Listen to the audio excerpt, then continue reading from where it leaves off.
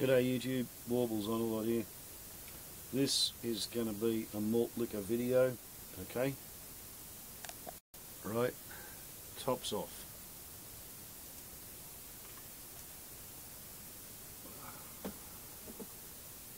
Label out.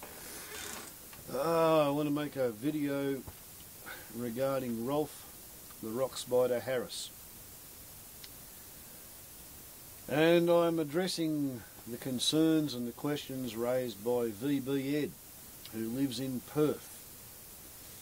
And Perth is in Western Australia, where the crows fly backwards to keep the dust out of their eyes, so you can understand the sort of fact that people who live over there,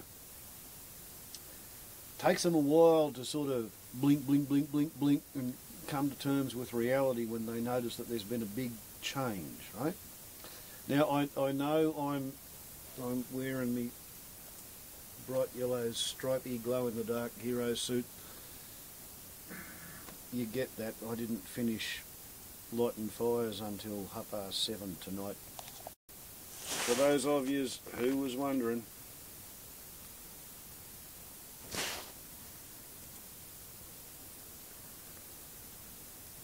tonight I did burn 14, which was sort of around that area there.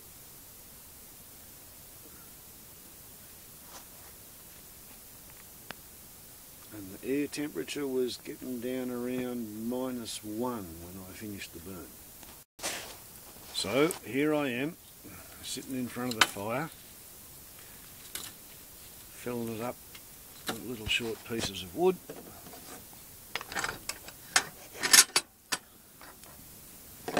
And coming back up to temperature. It's now 26.4 degrees in the hut.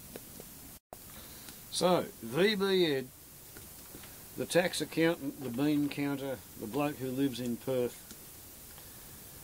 the fella who reckons that once upon a time the people who grow food used to be called slaves, and then they were called peasants and serfs, and now we call them farmers because they are enslaved by the debt. VB Ed, the bloke who's proud to let it be known that he voted for Tony Abbott because the capitalist system's been good for VB Ed. Because VB Ed grew up in a little West Australian rural agricultural town, presumably somewhere in the wheat belt, in a place where there used to be a forest until the Royal Commission into Agriculture, conducted by the West Australian government in 1917, heard evidence from a soil scientist, a chemist, who said that if they cut the trees down, they'd be able to grow wheat for about 40 years, and then the water table would rise and the salt would come up with it, and that's about the time when Perth would have a choice between drinking salt water or sewage. And VB Ed grew up in one of those towns that was a result of the fact that the Royal Commission said that they could not allow scientific prejudice to stand in the face of agricultural progress. So VB Ed grew up watching his father manufacture agricultural equipment for the people who were trying to get rid of the forest and grow their wheat. And that's given VB Ed the idea that farmers, all farmers, are mugs, enslaved by their debt. Anytime they get a good year, they just plough it back into the farm. I can understand how you got that idea, VB Ed, but I don't think you're paying attention to the fact that there's probably 50% of the land is still in the hands of people whose family owned it 150 years ago. Right, the big parcels of land, yeah, those families don't lose it. They've got a grip on the finances. They've got a grip on their debt to assets ratio and how much interest they're paying. They don't continually mortgage the bottom paddock in order to send their kids to boarding school. And the generation that tended to do that were the ones who were teenagers back in the 50s when wool was £1 a pound. And they spent freely during the 60s and 70s when they were in charge of it because their parents died early because they hadn't reaped the benefits of the modern Medicare system. And when their kids took over, they found that they were taking on a large lump of land with a humongous debt, and they had to sort of get real efficient or get out. And it's the ones who got real efficient who are in control of the landscape at the moment.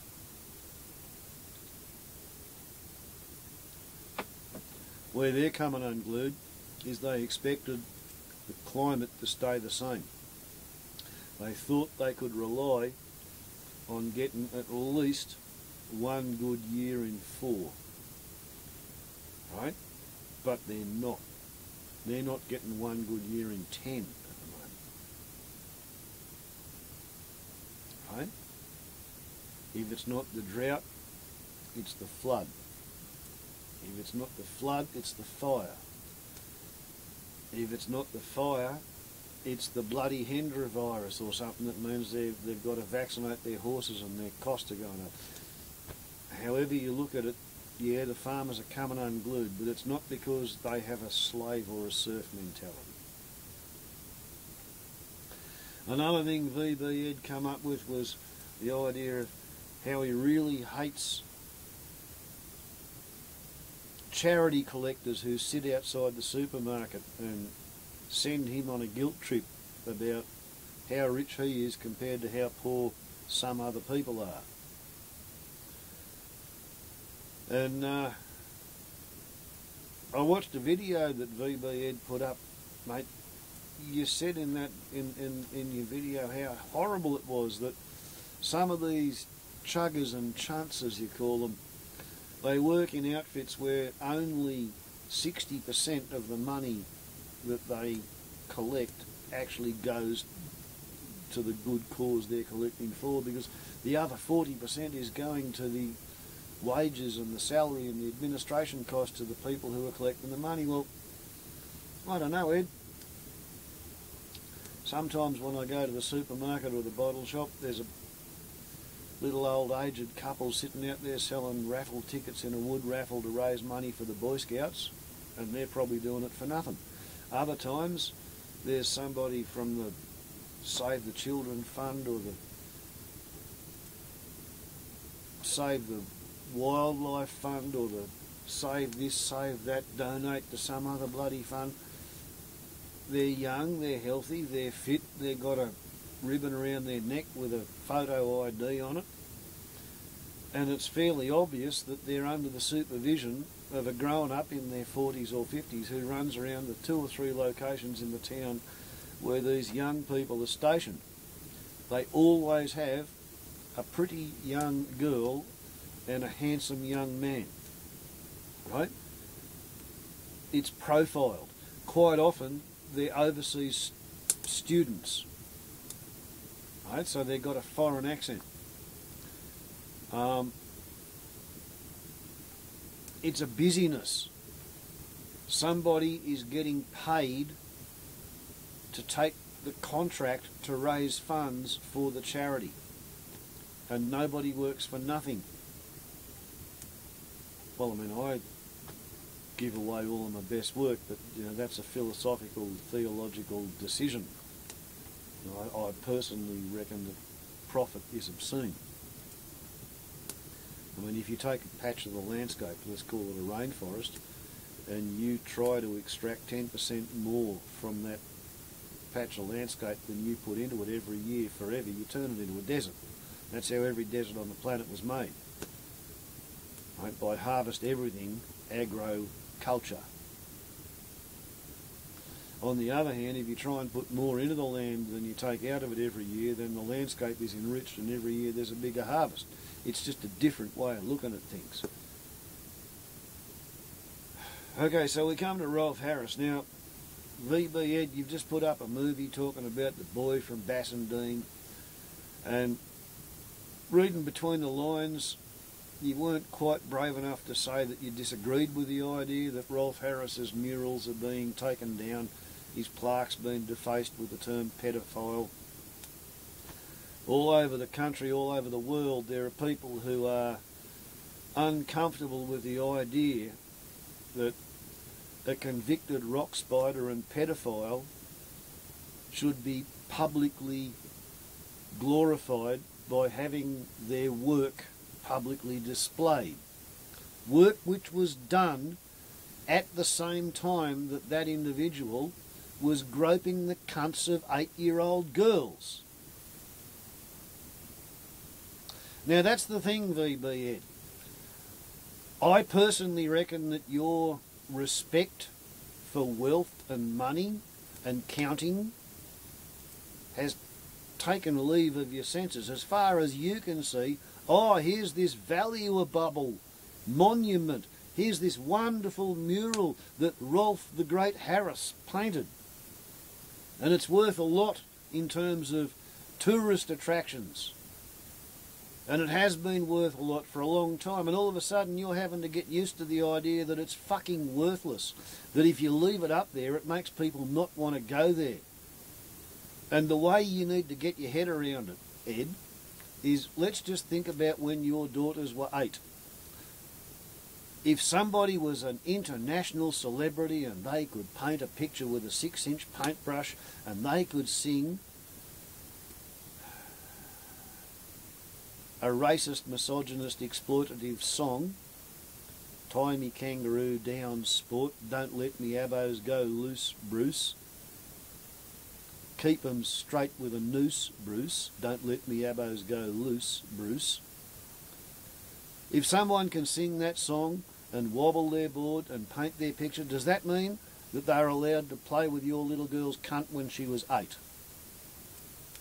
And if you reckon that they're not allowed to play with your little girl's cunt when she was 8, then why do you reckon that the paintings they did while they were playing with an 8-year-old's cunt should be left in a place of public admiration?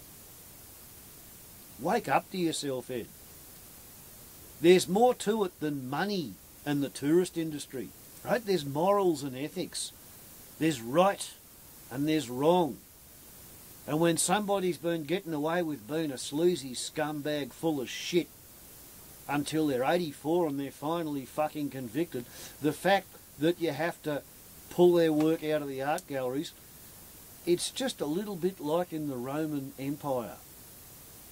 When somebody offended the gods, they were found guilty of maestras, offences against the gods, and they were removed from history. Well, that's pretty fair as far as I can see it. It's fair to all the little girls that Rolf Harris groped and fondled and fucked. And it didn't stop in the 1980s. I was listening tonight to a radio presenter who put a program to air interviewing Rolf Harris in 2001, and at the end of the program there was a group photo taken and Rolf Harris groped the 35-year-old radio presenter's breast. I don't believe he ever stopped. What happened was he got caught.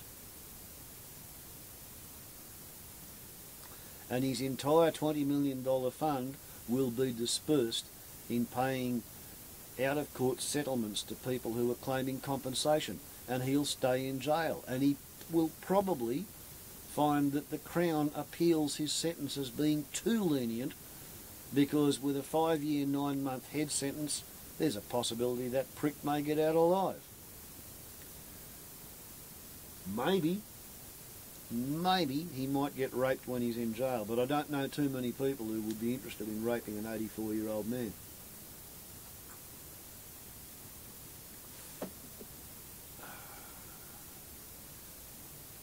But the bottom line, VB Ed, is it doesn't matter how much you enjoy singing along to tie the kangaroo down sport, you know, and like I have lots of kangaroos that I'm close personal friends with. I've never wanted to tie any of them up. What are you going to do with your kangaroo after you tie it up?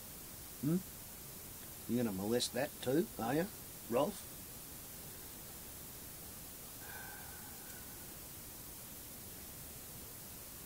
I reckon the reason Rolf Harris moved out of Australia and went to England was so that he could live in a cultural milieu where he did not fit quite entirely properly.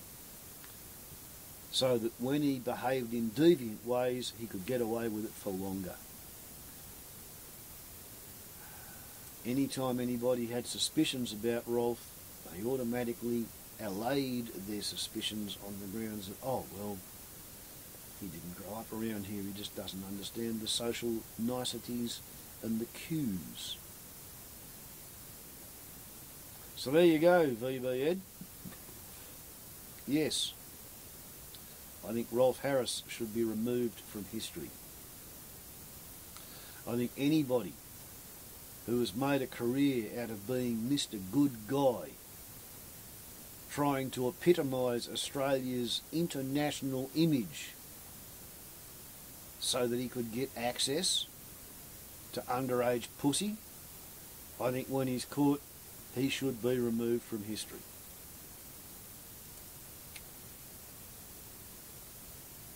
You agree or you can differ. That definition's mine. Warbles on a lot to YouTube. Ciao.